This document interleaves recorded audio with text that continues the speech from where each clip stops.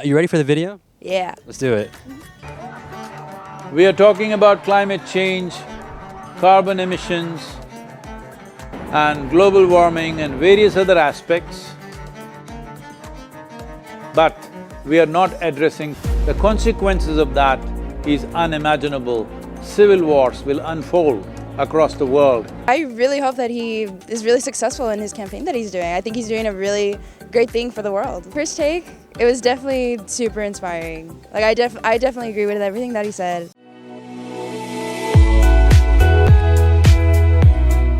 Conscious practice.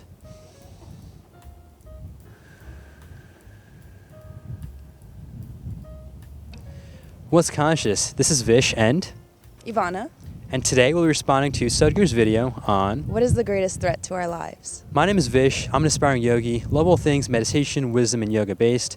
Super grateful to have Ivana here. Want to introduce yourself? My name's Ivana. I'm from El Paso, Texas. Currently I'm living here studying journalism. Have you heard of a guy named Sadhguru before? I've not. The greatest threat to our lives right now. What do you think it is? The greatest threat to our lives? Dang.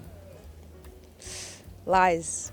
Definitely. Lies. Yeah. Well, since I'm a journalism major, I'm supposed to be taught to promote the truth and the truth only. And a lot of that is fragmented today. There's a lot of ways that you can come up with lies. It's so easy today, way harder than it was in the past. I think that's actually a very powerful one because I think lies can be applied to everywhere, right? Whether it's the environment or health or whatever. So thanks for sharing that. Would love to hear what you all think the greatest threat to our lives is before we watch the video. Let us know in the comments down below. And with that, let's get into the video. We are talking about climate change, carbon emissions, and global warming and various other aspects. But we are not addressing soil. Soil is the habitat upon which zillions of lives thrive. Once there is no richness in soil, then you have forsaken the planet in many ways. Every responsible scientist in the world and the UN agencies are clearly saying we have only 80 to 100 harvests left. That means approximately 45 to 50 years of agricultural soil left on the planet. By 2045, we will be producing 40% less food than what we are producing right now, and our populations will be 9.3 billion people. The food shortages that could manifest in the next 25 years, the consequences of that is unimaginable. Civil wars will unfold across the world once there is food shortage. What we are facing now is soil extinction. Why is soil becoming extinct? Where is it going away? What is happening to our soil?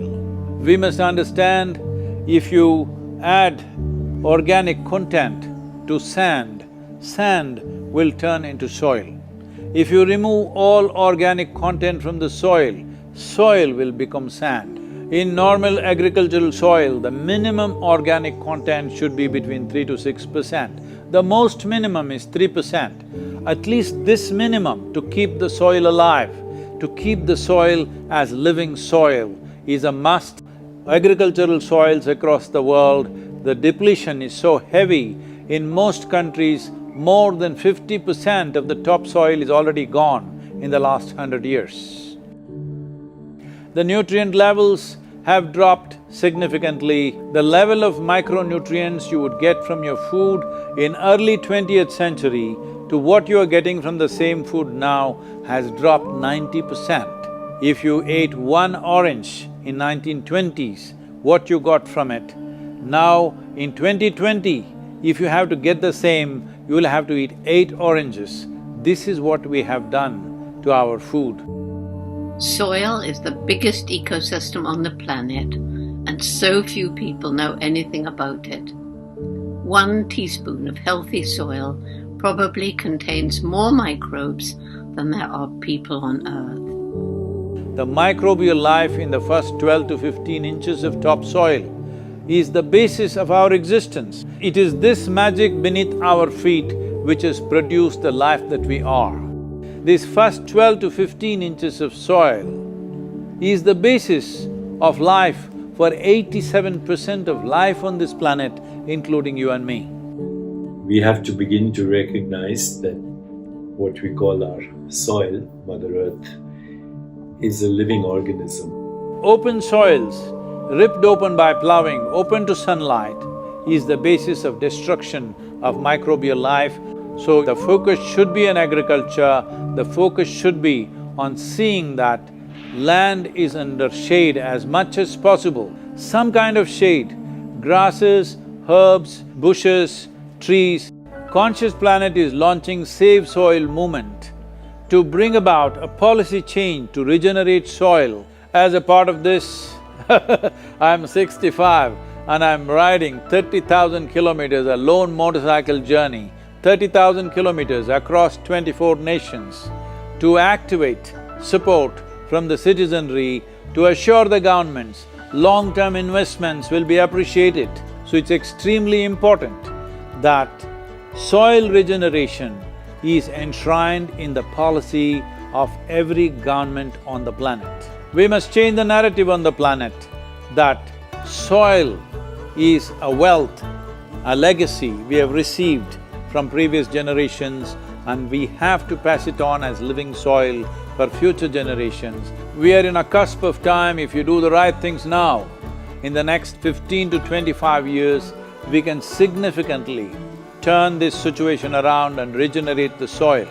But if we allow this to progress like this for another 30 to 40 years, after 40 years if we attempt this, then it could take 150 to 200 years because that much loss of biodiversity would have happened.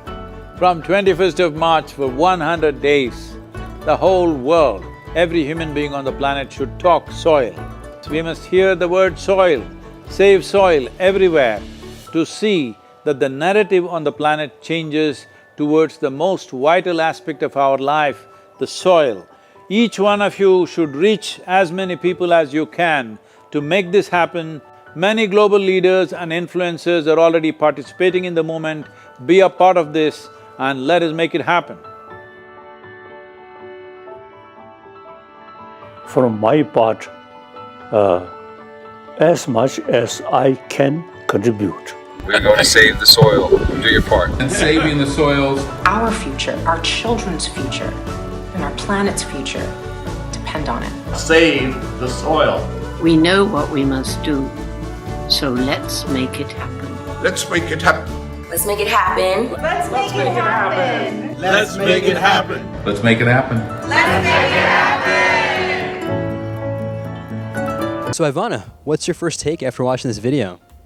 My first take, it was definitely super inspiring. Like I definitely agree with everything that he said.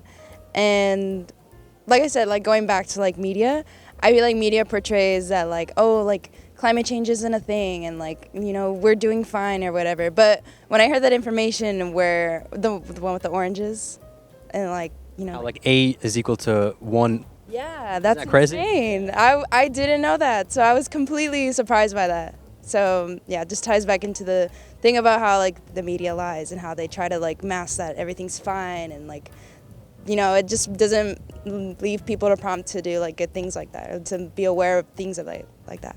100%. I appreciate you sharing the perspective, and I would definitely agree. I mean, I don't keep up with the media too much, to be honest, but I definitely do think that the media can be a great tool to use to spread awareness to certain things, like, for example, the soil in this case and how important it is, and without it, we can't do anything. It's like the fundamental building block of literally the planet, literally, and so it's important to spread awareness to these things versus, at least from what I've noticed from the media, it tends to be very sensationalist-driven, whether you're left or right, regardless of a political view. Anytime there's something that like happens out of drama, whether it's a celebrity type thing or even just like whatever, accidents and so on, I think those tend to get exploded and over attention. Those are the ones that are focused more than the actual issues that are happening. Exactly, and you said you are a journalism major, right? Yeah. So as a journalism major, why do you think that is in terms of the media focusing on such things versus, let's say, more important things like this? It's just a way to cater to people, a way to make people happy, or to keep people happy and to keep happy and oblivious though, right? Yeah, and keep ratings like up and like make sure that the companies are successful, but they're not. You know, that's just not right. That's horrible. So how would you, it seems like you have some kind of deeper passion about journalism and you want to, I guess, you know, you mentioned lies before, something that you want to kind of debunk. Yeah. how do you plan to go about that with the way the system is right now with all these different medias? Well, ever since I was in middle school, I knew I wanted to be a journalist because, like, I guess I would say my life goal, not necessarily my life goal, is to prevent, like, fake news and, like, to stop fake news. But, like, really all you can start with that is just by telling the truth, just being true to yourself and being true to the people that you serve. Let me ask you this, and I'm curious because you are a journalism major and it seems like you have quite a bit of knowledge here and the space. What defines the truth as a truth? Can the truth be subjective? I think it could be. It could be. It really depends on how the other person takes it, how the person takes it into their context. I feel like that's a really big thing about, like, communication. So yeah. I would definitely agree. Communication is going to be very critical here. But just out of curiosity again here, I'm trying to go a bit deeper into that, right? Which is, I feel like a lot of us tend to have different views on different topics, and to a lot of us, that is the truth. So how do you plan as you know, with this kind of deeper passion that you have with journalism and debunking those lies? Do you have any strategy, or like, what is the plan in terms of? Is that making sense? Like, yeah, I know what you mean. Just getting out there and, like, talking to people, just learning from them and taking that into your own context and taking those lessons into, like, or I guess for me, like, I would take these lessons into my career and just be, like, considerate of them and keep in mind, like, throughout my whole career, like, basically what my purpose here to do is. Love that. Thank you for sharing. And did you know, because I'll be honest, just only recently I learned about the importance of the soil and, like, how significant it is in terms of the danger that is happening to it. Did you know much about this before? Actually did not. Did you, I guess in terms of, like, environmental issues, what was the first thing, or what are the top things that would pop out to you usually?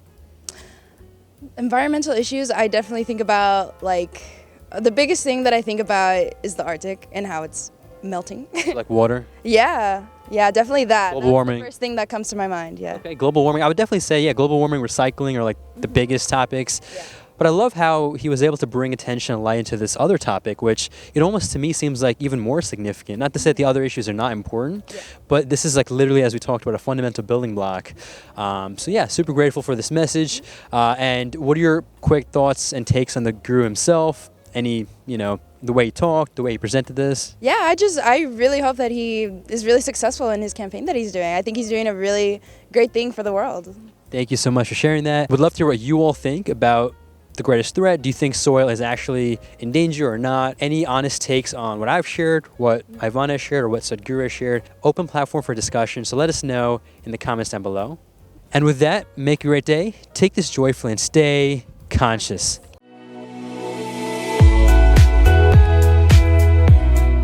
Awesome job, you did great. Thanks. Awesome.